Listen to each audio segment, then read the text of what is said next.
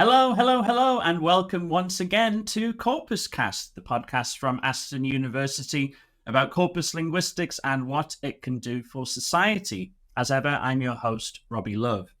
Now, English is the most widely spoken language in the world if we include second language speakers.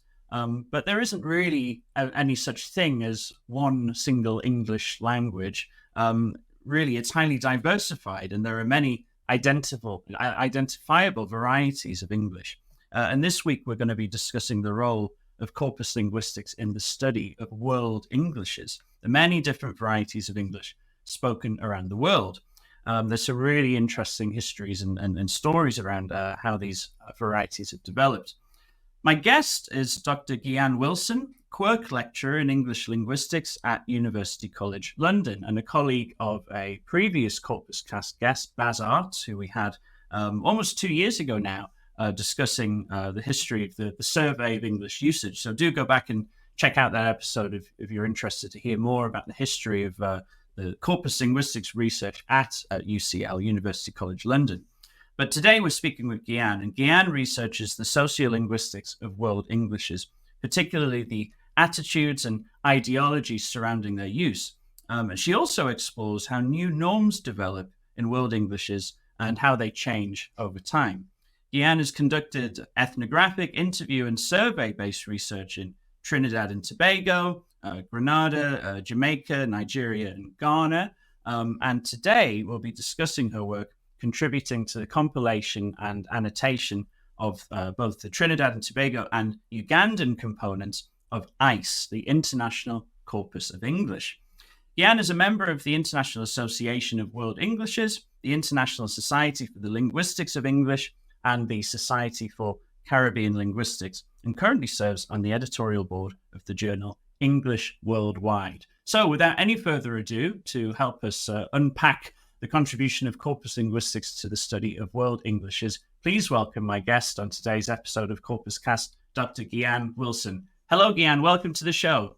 Hello, Robbie. Thank you for having me. It's great to speak with you after meeting you for the first time earlier this year at a conference in the summer. And I'm really grateful that you agreed to come on the show and tell us more about your research. So thank you very much.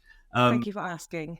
I'd like to start by asking you the question I always ask my guests to begin our conversation, which is, what does corpus linguistics mean to you? Corpus linguistics, I don't want to say what it means to me, I'll just say what it is to me instead. For me, it's a really important methodology for exploring language. It's a way for us to look at large amounts of language data, or relatively large amounts of language, to better understand how language is used in real time and how language is used by actual speakers rather than the things we think of in our heads. Yeah. And this is something I'm always curious about when I speak with guests on CorpusCast, because it's not something that has very much visibility necessarily growing up. And yet here we are doing this sort of thing for a living. So tell us about your journey towards becoming, as you are now, a Quirk Lecturer in English Linguistics and involved in corpus linguistics. Tell us about your academic journey and how you came to have this career. So I was born in Trinidad and Tobago, and I went to school there until I was 18. And at that time, we still did British A-levels. So during my A-levels, I did Chaucer and Margaret Atwood, and I got really interested in, well, how did language change like this? And so that's when I decided I would be a linguist, although I didn't know the word then. So I just said I'd be an Englishologist. Englishologist? Yeah. Because all my friends are saying, I'm going to be a biologist. I was like, fine, I'm going to be an Englishologist. Like, it's a thing. And now I feel qualified to say it's a thing. Yeah, and I won a national scholarship from the Trinidad and Tobago government, which allowed me to go to King's College London, where I studied English language and linguistics as my undergraduate degree. And then I got a Cambridge Commonwealth scholarship to do my master's at the University of Cambridge in linguistics. I took a break for a while. I didn't have a regular academic career. I worked as a teacher and a freelance writer for 3 years. Because in Trinidad, if you get a national scholarship, you must return. Oh, to okay. pay back the government, which is fair enough because like taxpayers have paid for your education, so it's a fair trade. Um, and yeah, and then one day when I was working in Trinidad, I got approached by someone via Facebook, so don't ever knock social media, say there was a professor in Germany who was about to set up a chair, and she was building the International Corpus of English, Trinidad and Tobago, and she had PhD positions, and would I be interested? And it was Tuesday. Because maybe if it was Wednesday, I'd have said no, but it was Tuesday, and I said, yeah, sure, I'd be interested. And so I packed my things, moved to Germany, did a PhD, and I should say as an undergraduate, my one encounter with corpus linguistics as an undergraduate, I thought, oh, this is not for me. And then I moved to Germany and start compiling a corpus and getting really excited about it. Um, and then after my PhD, I went back to Trinidad for a small while. Then I went back to Germany to do the German postdoctoral um, thesis. Um, and at that point, I was hired at another institution and contributed towards building the International Corpus of English, now the Ugandan component. So that's sort of how I started from being in Trinidad to being in the wider world, Yes. and being a corpus linguist. Yeah. What you said that you were sort of not so keen at first when you studied corpus linguistics. What put you off, and how was your mind changed? I think what put me off was that I was 19 and then just not over. I think I had just very clear ideas about what I thought I should be learning, um, or what I thought I was interested in at that time. And I think it was an introductory, it was part of a larger course. So it was 6 hours of learning about corpus linguistics. And at that point, I didn't see how it would link to my other interests. I didn't understand that I could use it to do sociolinguistic work. I didn't understand. Um, I did corpus linguistics, that little six hour thing, and then the next year I did world Englishes, and I didn't know about the International Corpus of English. And so I think, and this is not a criticism of like my undergraduate degree in any way, because I really enjoyed that, but I think I just didn't know. And it's just one of those things that you get older and realize, oh, this was something I didn't really appreciate at that time. Well, that makes sense. I think that's a common experience, and something I try and think about quite a lot when I'm teaching corpus linguistics is the way that I introduce this to somebody who's learning about it for the first time is potentially really influential on Yeah. their uptake and how interested they become. And it's something that I try and sort of wrestle with every year when I'm teaching my cohort of students. I still don't think I've quite got it. I think there are so many different possible routes into corpus linguistics. I'm Definitely. not sure if I've yet found the most effective one or the most engaging one, but it's interesting that you through doing the PhD project, it's similar to my story in one sense, in that similarly I was given my PhD project. It wasn't my idea; it was a project that had been developed, and then I was hired, so to speak, as the person to do that project. And so it wasn't a topic that I was passionate about beforehand, but by being made to do it, where I became, by necessity, I became quite interested and passionate in it, which is, quite an interesting way to go. But I want to ask you as well about your current role. You've been at UCL for a couple of years now, I think, Yeah. and your title is interesting because it's quite rare in our field, at least, to have, I guess you call it a named or endowed position. Quirk Lecturer, of course, named after Randolph Quirk, the founder of the Survey of English Usage, and very influential researcher in the field over many decades, of course. Yeah. But this is quite unusual in our field. There aren't many corpus linguists or linguists who have this kind of named position where you're reminded of a predecessor in the field every time you introduce yourself, right? So I kind of just want to ask about how that came about, and how that kind of how well that kind of aligns with the sort of research you do, and whether you've had, I suppose, any people expecting you to be doing certain things because of the association with Quirk. How it came about was obviously that Randolph Quirk left an endowment to UCL. And I think to the colleges, the department's credit, before the job was advertised, they didn't ask for somebody who necessarily did exactly what Randolph Quirk did. They wanted somebody who had done corpus linguistics. They also wanted someone who had done world Englishes. And so in that way, the job description, how the college interpreted the bequest was that basically that how they interpreted it allowed for me to have quite a lot of freedom, or allows me to have quite a lot of freedom in my research. I think because, especially in world Englishes, Randolph Quirk was, or remains, I don't want to say controversial, but he is a figure that is viewed quite critically within world Englishes. But I also think he's an important figure in that regard because if you are in world Englishes, everybody knows about the Quirk versus Catra debate. But that happens really at the founding moments of this discipline, of the discipline of world Englishes. And so it allows world Englishes to sort of reflect on, well, what do we do? And what is this discipline about? And how do we make sense of that? Because many of the arguments that Quirk raised within that series of articles where he and Catra are debating remain relevant today. Like, lots of people think only English in the UK counts as standard English. Lots of people think, lots of foreign language learners don't want to learn like Indian English, or they still want to learn British English. And so those ideologies still remain. And so I think that's really important. And I don't think, there are sometimes expectations that people think I'm going to be quite prescriptive in how I use language. But if you think of what Quirk did in terms of building the first spoken the first corpus of spoken English in English language, the point of something like that is not to be prescriptive. It is to be quite descriptive. And so I think in that regard, what I focus on, because I am really interested in spoken language, and I am interested in how do we create corpora for spoken language. And so I think in that regard, our research interests definitely can align. And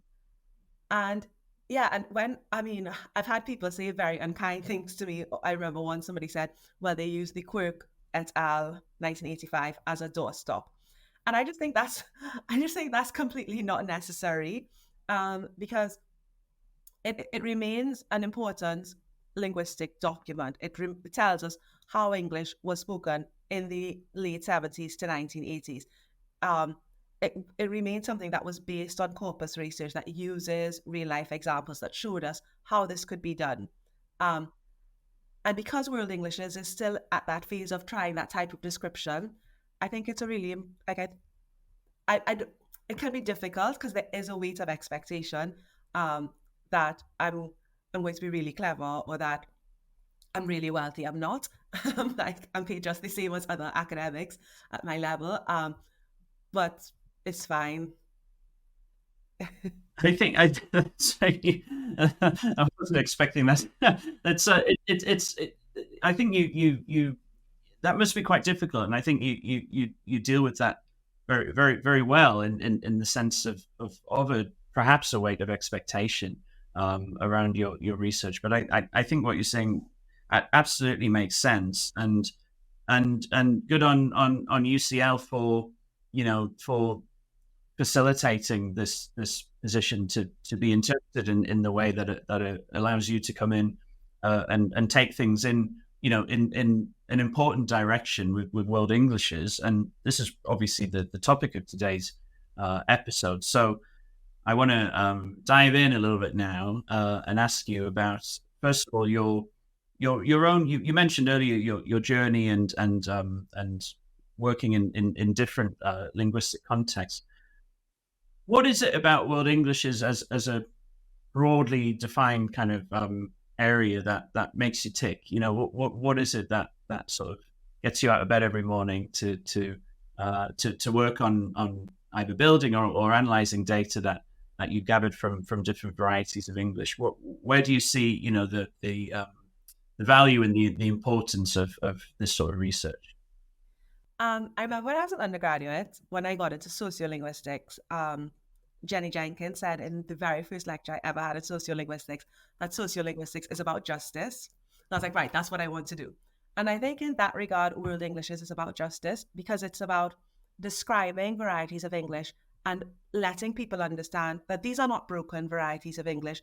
These are not mistakes that people are making. These are systematic varieties that have developed over time and that have developed norms um, and I mean, just the fact that you could contribute to that and helping, um, like when you think of, and this still hasn't happened, but this is my dream for World English is in terms of a concrete contribution we can make is so that more people can have learning materials or when students do exams in English or other subjects, they aren't penalized for using their varieties or when they do spoken exams, like really understanding how do these varieties work, what is standard in these varieties, and sort of giving respect to languages or varieties and their speakers. So that's really what makes me passionate about World English is, and yeah, and the corpora help in that regard because we can see the systematic things. Because when you have lots of data, you can see, oh, this isn't a mistake. This is something that lots of people are doing in a really regular way. Yeah, and that ties in nicely to your work on the international corpus of English, or I suppose I should say international corpora of English, because there are many of them now. You mentioned earlier you've worked on a couple of these, one for Trinidad and Tobago and one for Uganda. What is the for those who are not familiar, what is the sort of overall kind of aim of the ICE set of corpora or the ICE project? What's sort of the big picture here with these different teams of researchers who, for I think a couple of decades now, have been kind of adding bit by bit varieties of English into this kind of collection of corpora? So I would say the main aim of the ICE corpus project is to build a large corpus of different varieties of English, so comprising different subcorpora that contain both spoken and written varieties of English that can be compared because they contain the same types of texts. So you have in each ICE corpus 300 spoken texts and 200 written texts. It might be the other way around, but I think that's doing it around. Collected in different text categories. So conversations, phone calls, legal debates, classroom interactions, business interactions, but also different types of written text. And this allows us to study language across varieties of English. So you can look at the regional variation in that regard. And in so doing, we can have a better understanding of what standard English really is.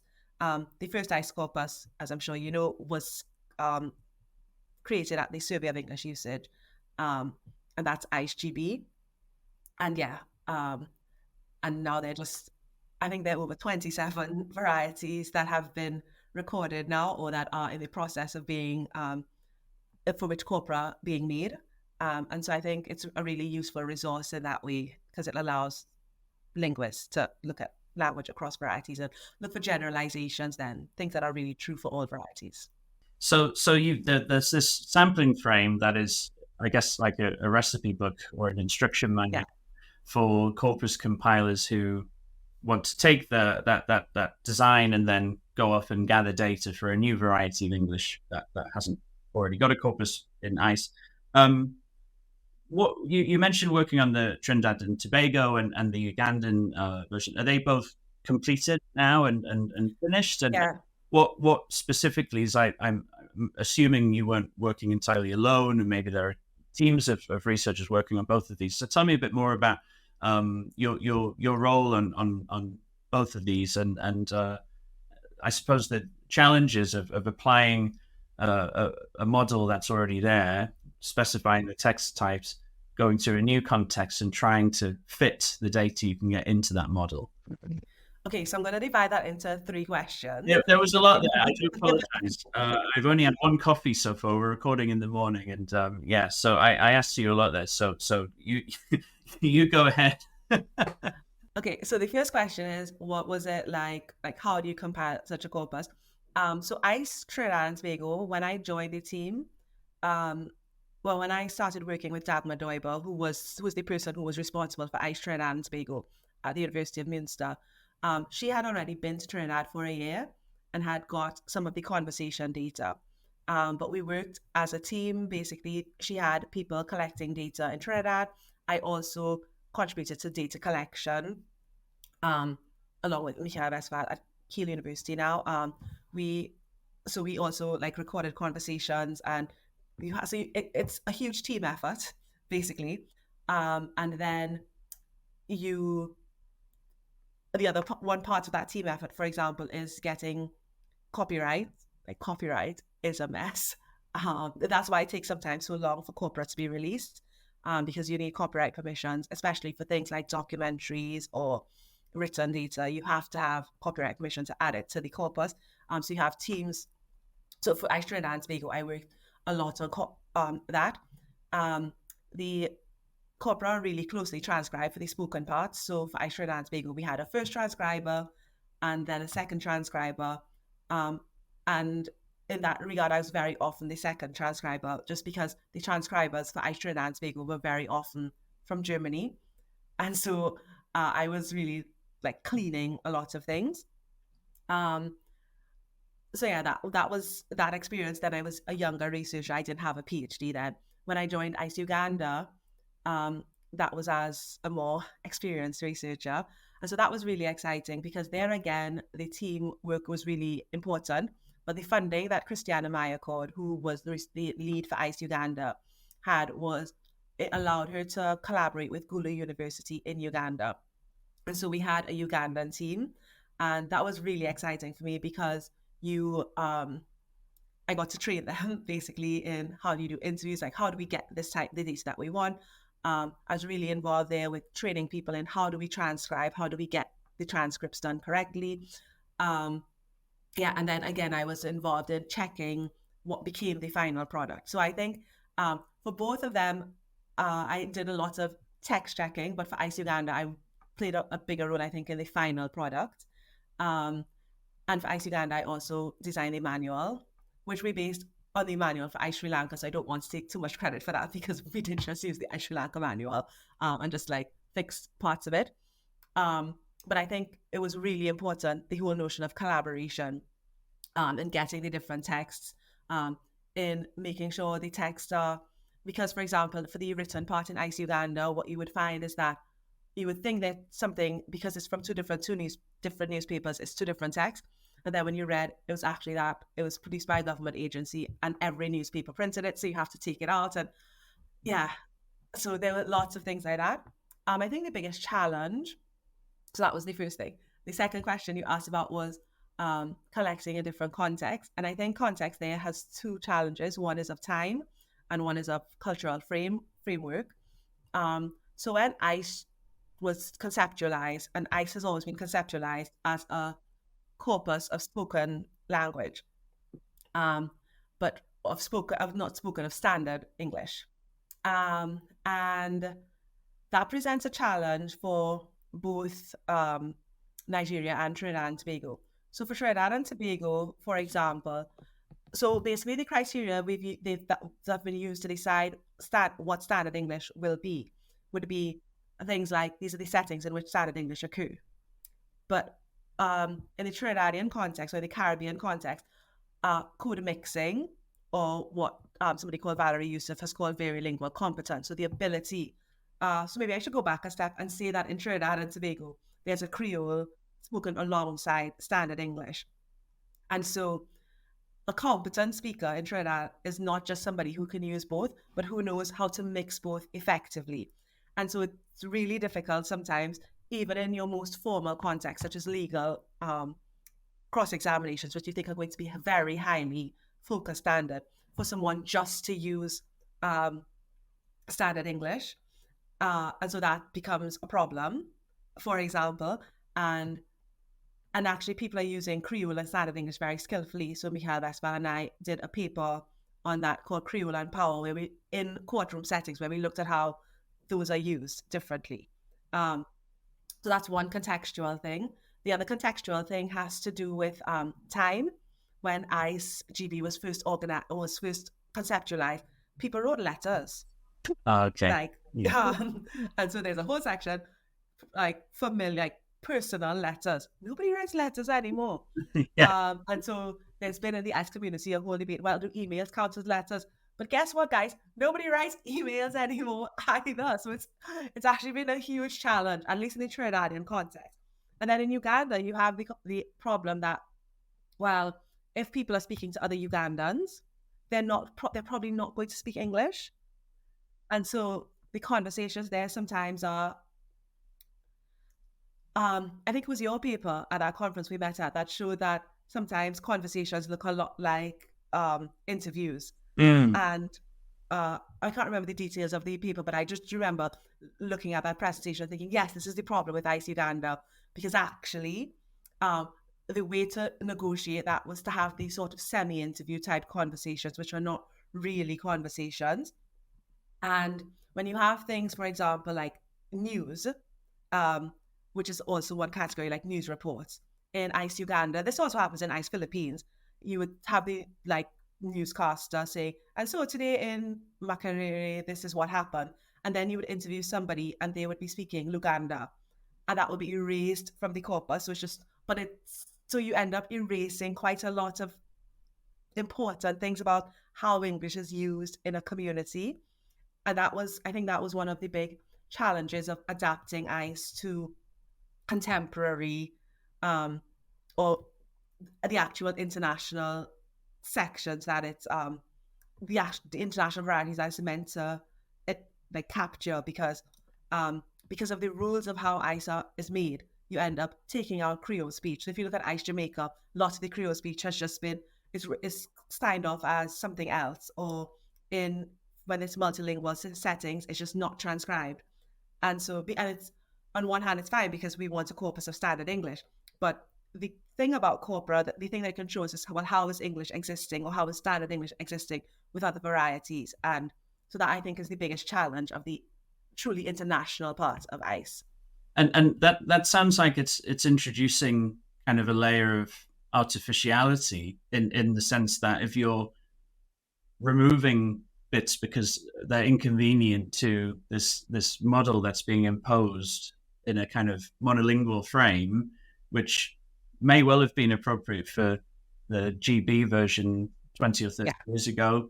But even in the British context, it's no longer, or maybe it never ever was in the first place,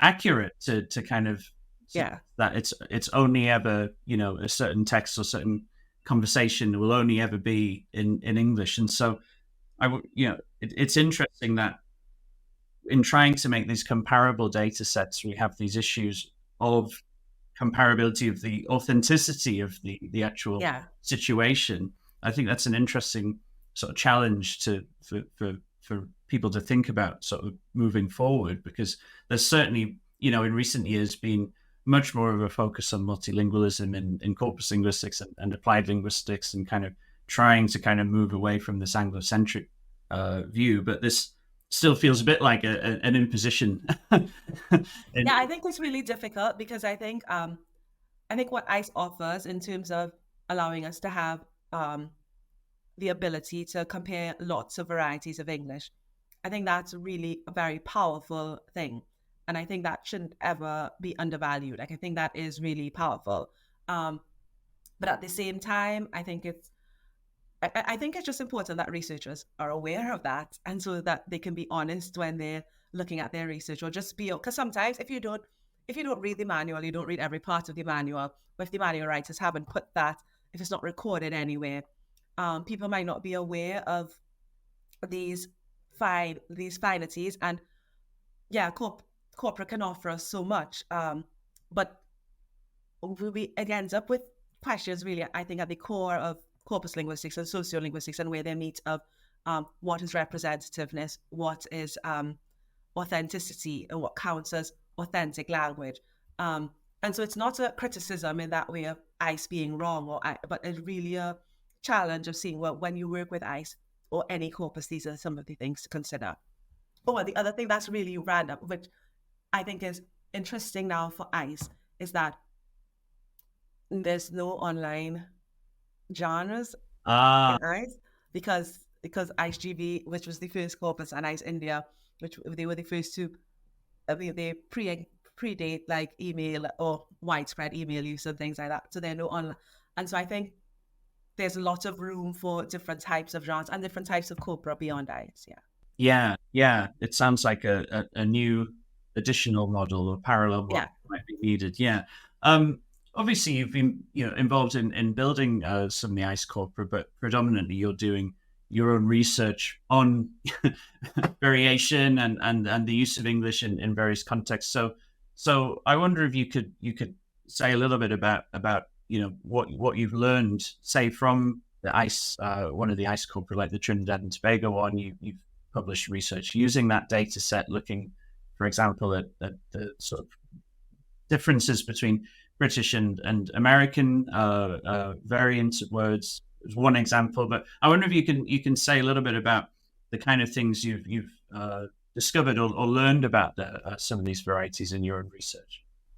So the thing that's not published, because it was my postdoctoral thesis, but where I engaged with all the corpora really, or some of the corpora really intensively, was I looked at grammatical variation in different varieties of English, and particularly agreement with collective nouns and existential constructions, which doesn't sound exciting, but it really is. It's really very exciting.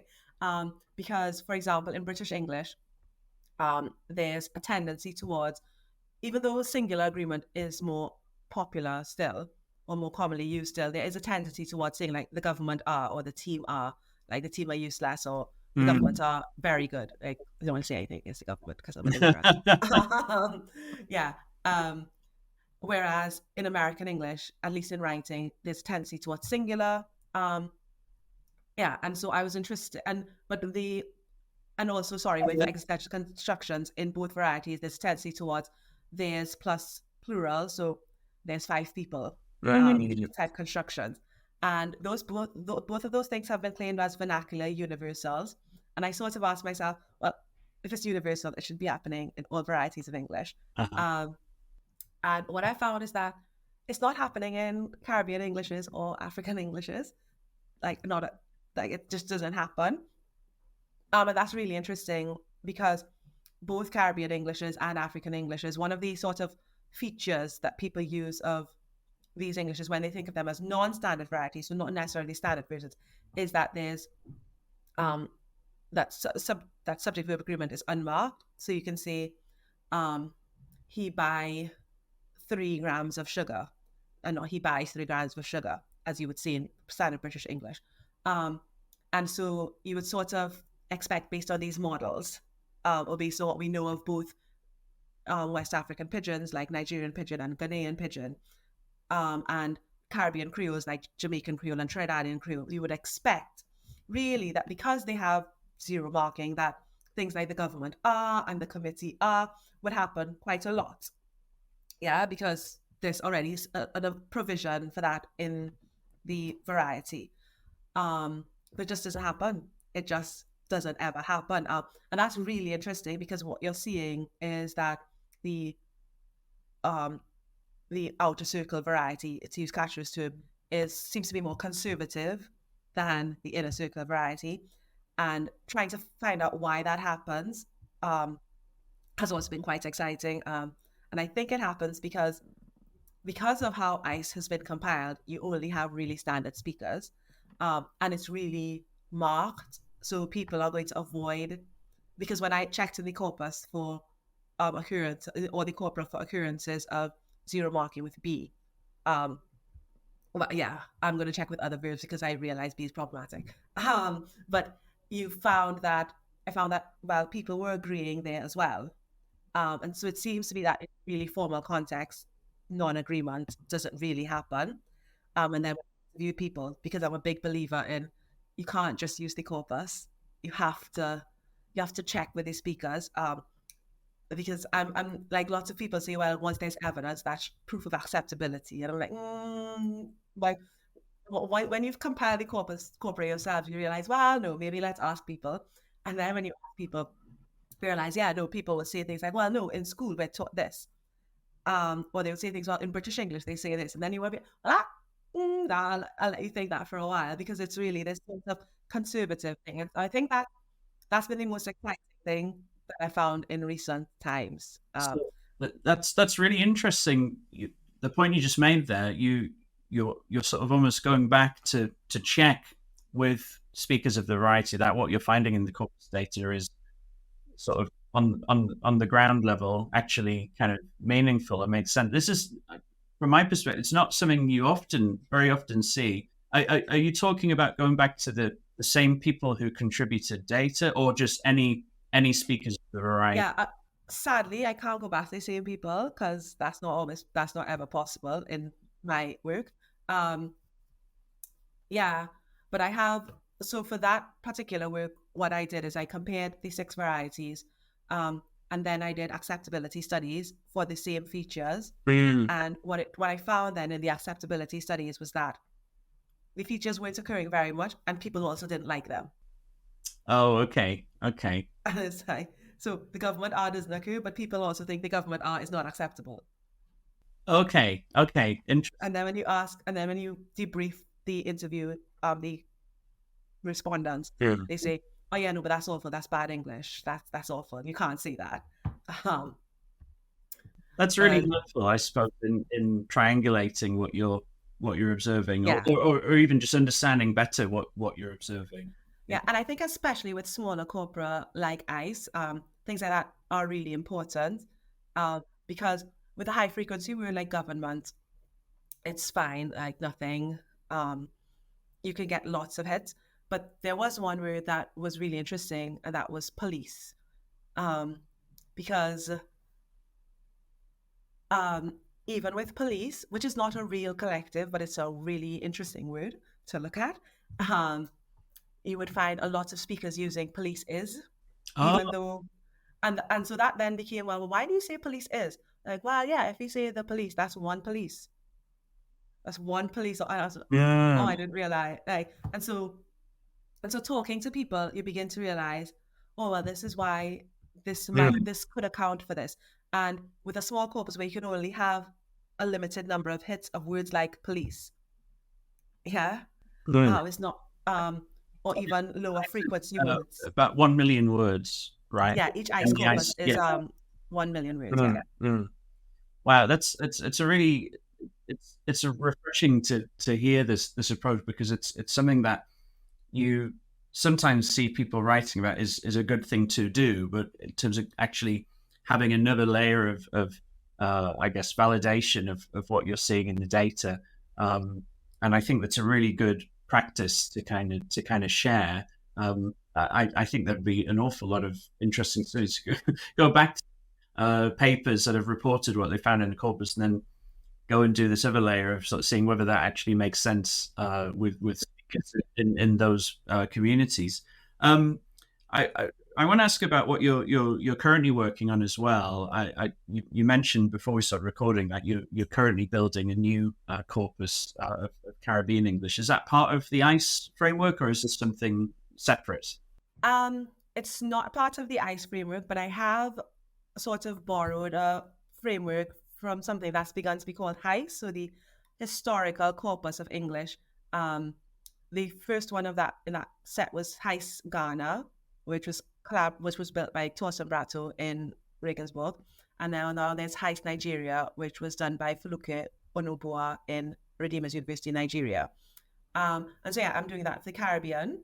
But where HICE Caribbean, where HICE Trinidad and Tobago and HICE Barbados will be different from the currently existing HICE corpora is that I am going to include a spoken component.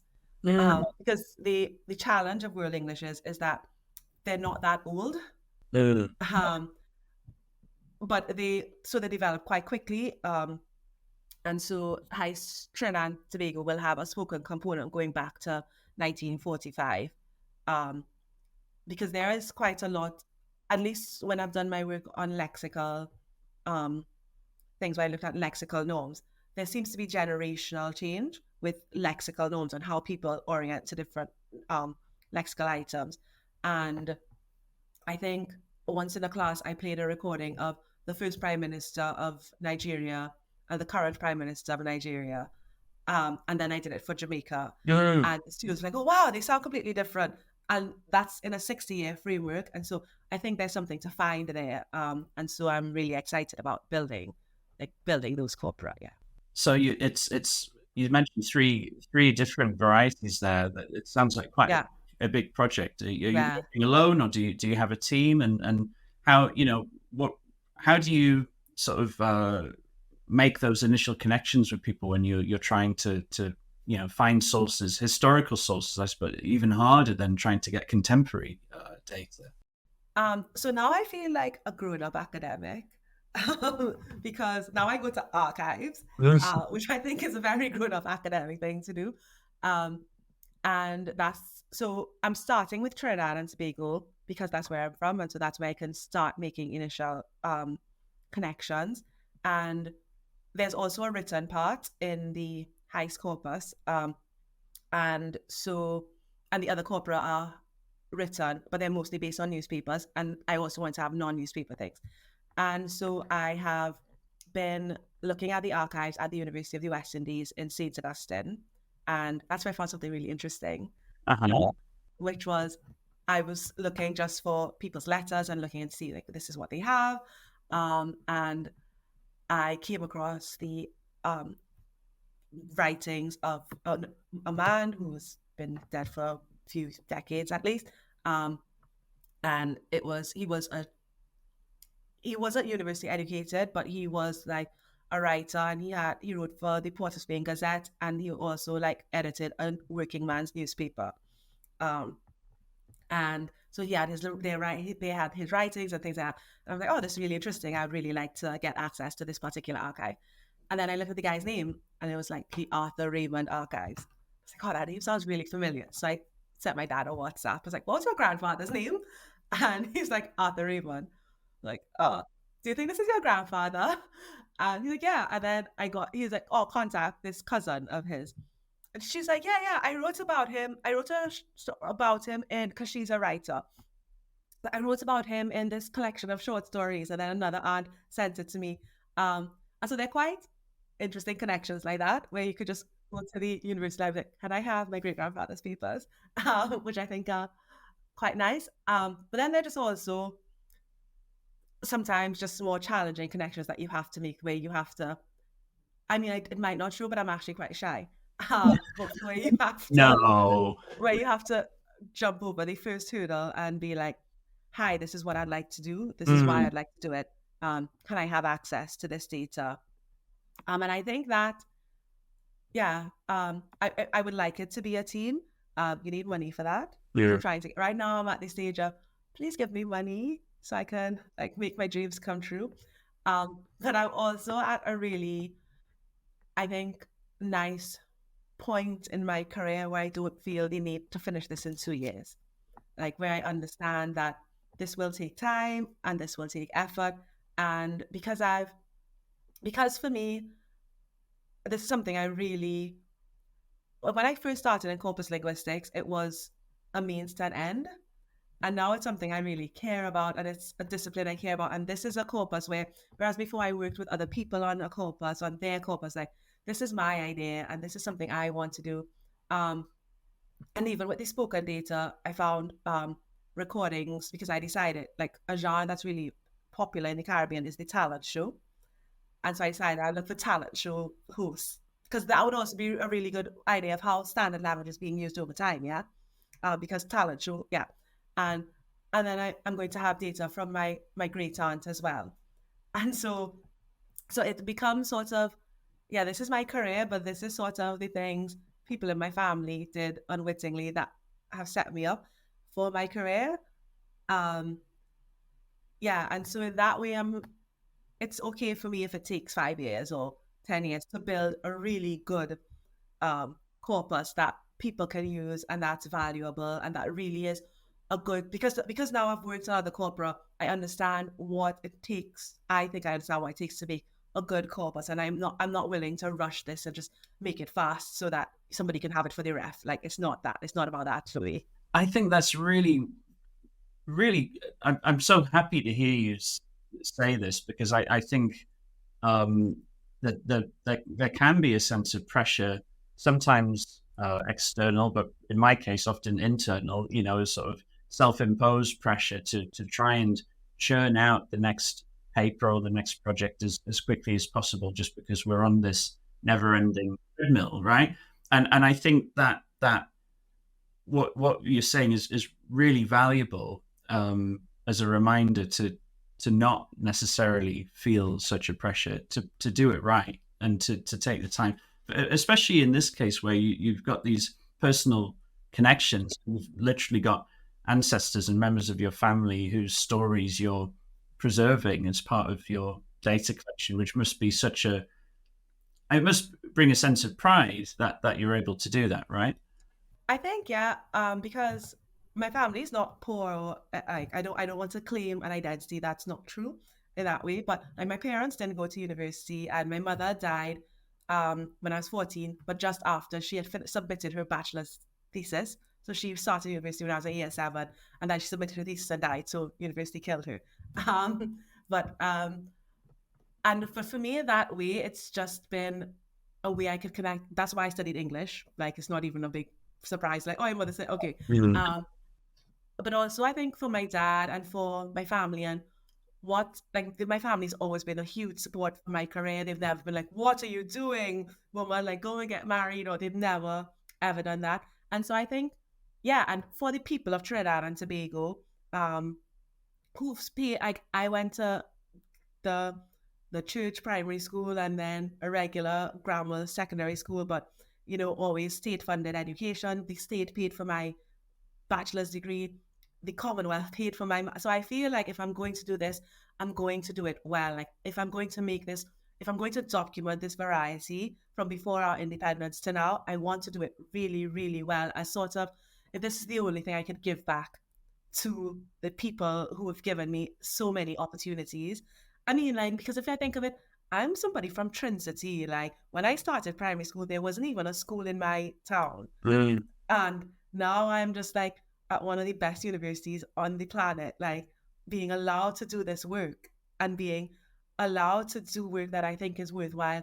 I think people are owed that. And I think one of my colleagues said once, the problem with the current situation in academia is that we will never have time to do something like what Randolph Quirk did, because writing his big tool, that took time.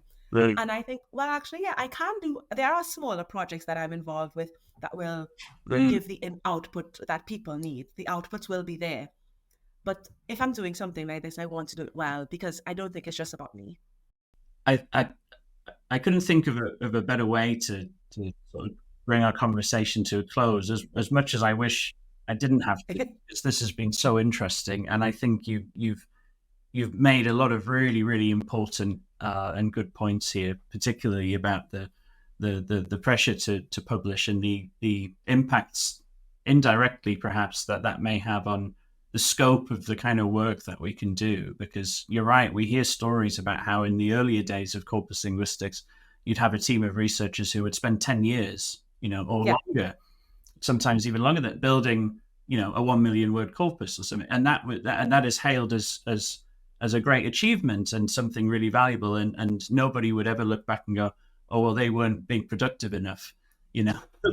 Exactly. They weren't contributing enough to their unit of assessment or whatever, and so I think that's really important, because I certainly feel that sense of having lots of ideas and feeling a little bit restricted in terms of, okay, well, what can, that's going to take too long, or there isn't funding to do that, or I can't do it on my own. And so I think that's really good, really important.